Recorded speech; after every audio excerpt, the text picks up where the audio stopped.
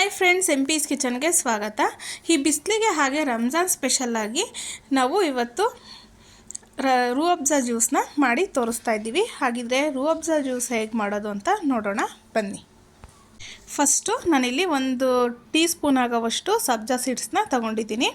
ಕನ್ನಡದಲ್ಲಿ ಕಾಮ್ ಕಸ್ತೂರಿ ಬೀಜ ಅಂತಲೂ ಹೇಳ್ತಾರೆ. ಇದನ್ನು ಅಂಗಡಿಗಳೊಳಗೆ ಎಲ್ಲ ಕಡೆ ಸಿಗುತ್ತೆ, ಹಾಗೆ ಗ್ರಂಥಿ ಅಂಗಡಿಲೂ ಸಿಗುತ್ತೆ. ಈಗ ಇದನ್ನು ಒಂದು 5 ನಿಮಿಷ ನೆನೆಸಿದ್ರೆ ಸಾಕು, ಚೆನ್ನಾಗಿ ನೆನ್ಕೊಳ್ಳುತ್ತೆ. ಈಗ ಇದಕ್ಕೆ ಸ್ವಲ್ಪ ನೀರು ಹಾಕ್ಬಿಟ್ಟು ಒಂದು ಸರ್ತಿ ನೀಟಾಗೆಲ್ಲ ಮಿಕ್ಸ್ ಮಾಡಿ ಇದನ್ನು ಸೈಡಿಗೆ ಎತ್ತಿಟ್ಕೊಳ್ಳೋಣ. ಹಾಗೆ ಇಲ್ಲಿ ಒಂದು ಬೌಲ್ ತಗೊಂಡಿದ್ದೀನಿ. ಬೌಲ್ಗೆ ಈಗ ನಾನು ಒಂದು ಅರ್ಧ ಲೀಟ್ರ್ ಆಗೋವಷ್ಟು ಹಾಲನ್ನ ಸೇರಿಸ್ಕೊತಾ ಇದ್ದೀನಿ.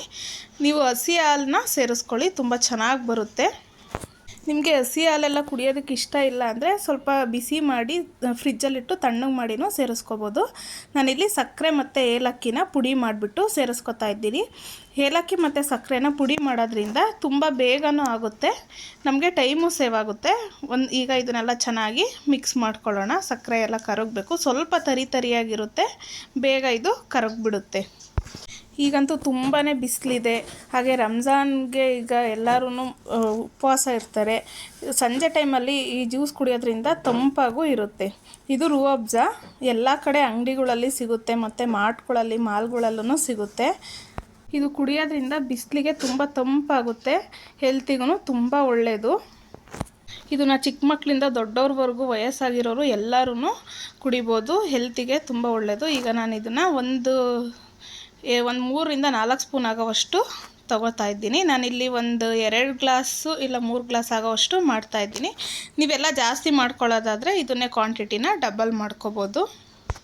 ತುಂಬ ಹೀಟ್ ಆಗುತ್ತೆ ಅನ್ನೋರೆಲ್ಲ ಈ ಥರ ಜ್ಯೂಸ್ ಮಾಡ್ಕೊಂಡು ಕುಡಿಯೋದ್ರಿಂದ ಬಾಡಿನೂ ಕೂಲಾಗಿರುತ್ತೆ, ಹೆಲ್ತೂ ಚೆನ್ನಾಗಿರುತ್ತೆ.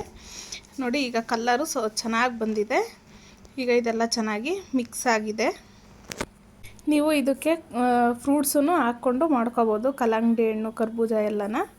ಈಗ ನಾವು ನೆನೆಸಿಟ್ಕೊಂಡಿದ್ವಲ್ಲ ಸಬ್ಜಾ ಸೀಡ್ಸು, ನೋಡಿ ಎಷ್ಟು ಚೆನ್ನಾಗಿ ನೆಂದಿದೆ ಅಂತ ಹೇಳ್ಬಿಟ್ಟು ಒಂದು 5 ನಿಮಿಷ ಬಿಟ್ಟರೆ ಸಾಕು, ಇದು ಚೆನ್ನಾಗಿ ಬೇಗನೆ ನೆನ್ಕೊಳ್ಳುತ್ತೆ. ನಿಮಗೆ ಇನ್ನೂ ಟೈಮ್ ಇಲ್ಲ ಅಂದರೆ ಸ್ವಲ್ಪ ಬಿಸಿ ನೀರು ಹಾಕಿದ್ರೆ ಇನ್ನೂ ಬೇಗನೆ ಇದು ನೆನ್ಕೊಳ್ಳುತ್ತೆ. ಈಗ ಇದನ್ನು ಸೇರಿಸ್ಕೊಳ್ಳೋಣ. ತುಂಬ ಶೀತದ ಬಾಡಿ ಇರೋರೆಲ್ಲ ಇದನ್ನು ಜಾಸ್ತಿ ಹಾಕ್ಕೋಬಾರ್ದು, ಸಬ್ಜಾ ಸೀಡ್ಸು ಇನ್ನೂ ಶೀತ ಆಗಿಬಿಡುತ್ತೆ. ಒಂದು ಸ್ವಲ್ಪ ಮೀಡಿಯಮ್ಗೆ ಹಾಕ್ಕೊಂಡು ಮಾಡ್ಕೊಳ್ಳಿ. ಈಗ ಇದನ್ನೆಲ್ಲ ಚೆನ್ನಾಗಿ ಮಿಕ್ಸ್ ಮಾಡ್ಕೋಬೇಕು. ನೀವು ಇಷ್ಟಪಡೋದಾದರೆ ಇದಕ್ಕೆ ಸ್ವಲ್ಪ ಡ್ರೈ ಫ್ರೂಟ್ಸನ್ನು ನೆನೆಸ್ಬಿಟ್ಟು ಹಾಲಲ್ಲಿ ರುಬ್ಬಿಟ್ಟು ಸೇರಿಸ್ಕೋಬೋದು. ನೋಡಿ, ಈಗ ಇದು ರೆಡಿಯಾಗಿದೆ. ಇದನ್ನು ಈಗ ಗ್ಲಾಸಿಗೆ ಸರ್ವ್ ಮಾಡ್ಕೊಳ್ಳೋಣ. ನಾನು ಈಗ ಗ್ಲಾಸಿಗೆ ಸ್ವಲ್ಪ ರೂಹ್ ಅಫ್ಜಾ ಹಾಕಿದ್ದೀನಿ, ಹಾಗೆ ಐಸ್ ಕ್ಯೂಬ್ನ ಸೇರಿಸ್ಕೊತಾ ಇದ್ದೀನಿ. ನಿಮ್ಮ ಮನೇಲಿ ಫ್ರಿಜ್ಜೆಲ್ಲ ಇಲ್ಲ ಅಂದರೆ ಐಸ್ ಕ್ಯೂಬ್ ಸ್ಕಿಪ್ ಮಾಡಿಬಿಟ್ಟು ಹಾಕ್ಕೋಬೋದು. ಈಗ ಗ್ಲಾಸಿಗೆ ಹಾಕ್ಕೋತಾ ಇದ್ದೀನಿ. ಈ ಬೇಸಿಗೆಯಲ್ಲಿ ದೇಹದ ದಣಿವು ನೀಗಿಸಿ ದೇಹಕ್ಕೆ ಶಕ್ತಿ ಕೊಡುತ್ತೆ.